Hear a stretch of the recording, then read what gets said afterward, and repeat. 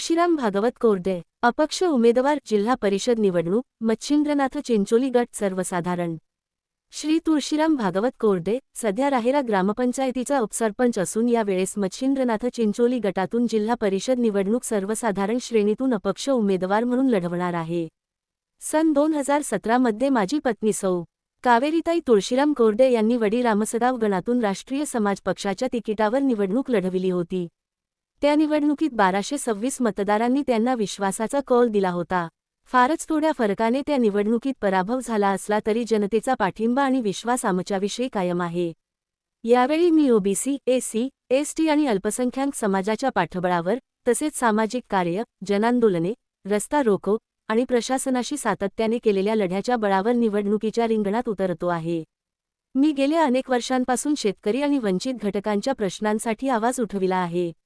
माझे उद्दिष्ट स्पष्ट आहे, जनतेचा खरा प्रतिनिधी बनणे, समाजातील प्रत्येक घटकाचा आवाज बनणे आणि विकासाचे नवे दालन उघडणे। जनतेच्या प्रेम, विश्वास आणि आशीर्वादावर मी खात्री बाळगतो की मच्छिंद्रनाथ चिंचोली गटातील मतदार मला विजयी करतील आणि आपण सर्व मिळून सामाजिक न्याय, पारदर्शक प्रशासन आणि सर्वांगीण विकास घडवू। माधव न्यूज महाराष्ट्र, संपादक सुरेश पोटे।